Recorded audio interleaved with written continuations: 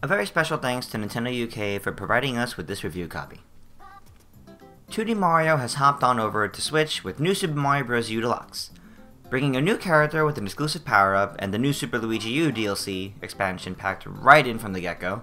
Just how much has this game been updated since its original release back in 2012?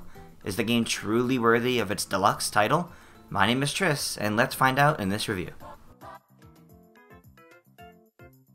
The plot of New Super Mario Bros. U Deluxe follows the same as the original.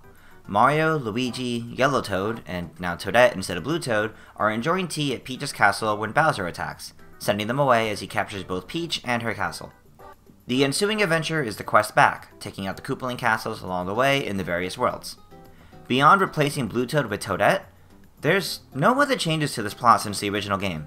It's a fair and simple plot fitting of a 2D Mario game that's quick and gets right to the gameplay. Like the original game on Wii U, New Super Mario Bros. U Deluxe has Mario and friends traversing plenty of 2D platforming reach-the-end-goal levels across 8 different worlds. While this core of the New Super Mario Bros. Gameplay is unchanged from the original release, it did add elements to build upon this. Originally, the main 4 characters of Mario, Luigi, Yellow, and Blue Toad all essentially played identically. While there was a 5th playable character, Nabbit, he was exclusive to the New Super Luigi U DLC expansion, and served as the Easy Mode character by being invulnerable to enemy damage. This time around, both Toads were combined into one character, with either color as an available option with the press of the L button, and Toadette was added to the playable cast. Unlike the rest of the main characters, Toadette does not play near identically. While she is overall made easier than the rest of the main cast, what sets her apart is her exclusive power-up, the Super Crown, allowing Toadette to transform into Peachette. In her Peachette form, she has the ability to glide similarly to the Flying Squirrel suit, perform a double jump in the air, and get an automatic boost out of a pit. I have to say, while I'm glad that New Super Mario Bros. Is finally introducing characters that play even slightly differently from each other, I don't feel Toadette is the best way to do this. While I do feel that Toadette is fun to play, she inherently makes the game a bit too easy at times. Up until now, when faced with difficulties and levels, typically the player would have to figure out a different approach, or if in multiplayer, the players may have to work together more cohesively. Surprisingly often, however, I found that an easy answer to any problem was to change characters to Toadette. In a multiplayer setting, I even found myself carrying the other players whenever I was Toadette.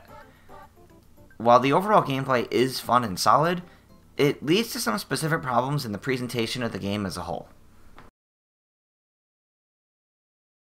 The overall presentation in New Super Mario Bros. U Deluxe isn't too problematic outside of issues with Toadette and Nabbit.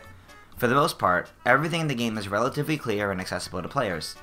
The difficulty is scaled rather well, with New Super Luigi U definitely being the much harder experience. The additional modes provide a fun extra experience to the main 2 story modes, though they're best enjoyed as simple minigames. So where do the problems lie? Firstly, before getting to Toadette and Nabbit, I just have to say that I genuinely don't understand why Yellow and Blue Toad were combined into one character. What confuses me even more is that there's absolutely no indication that the L button changes from Yellow to Blue Toad.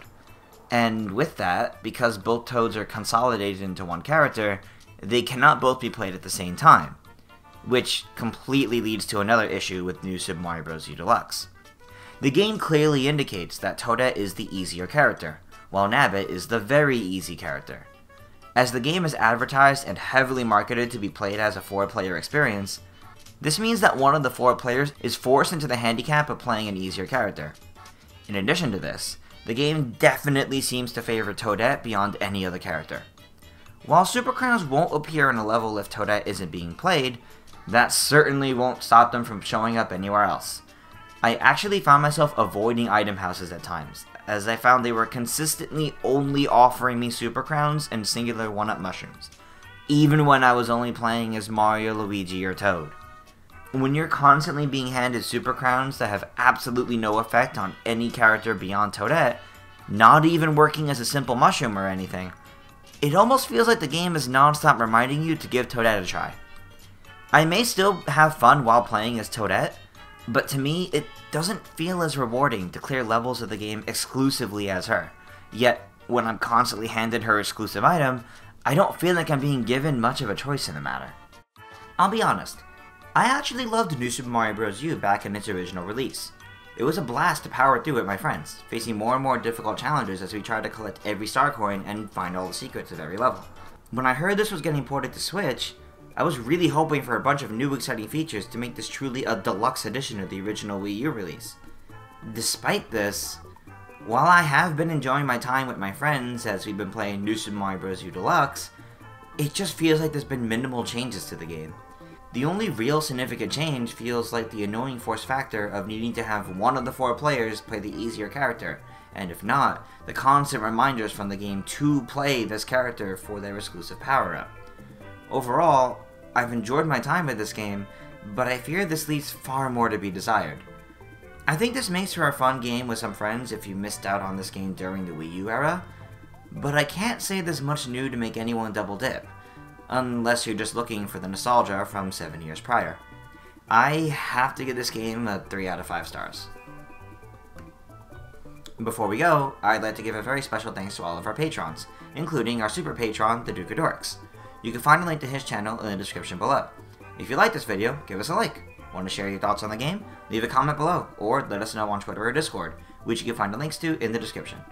Make sure to subscribe to Source Gaming for more, and always remember to return to the source.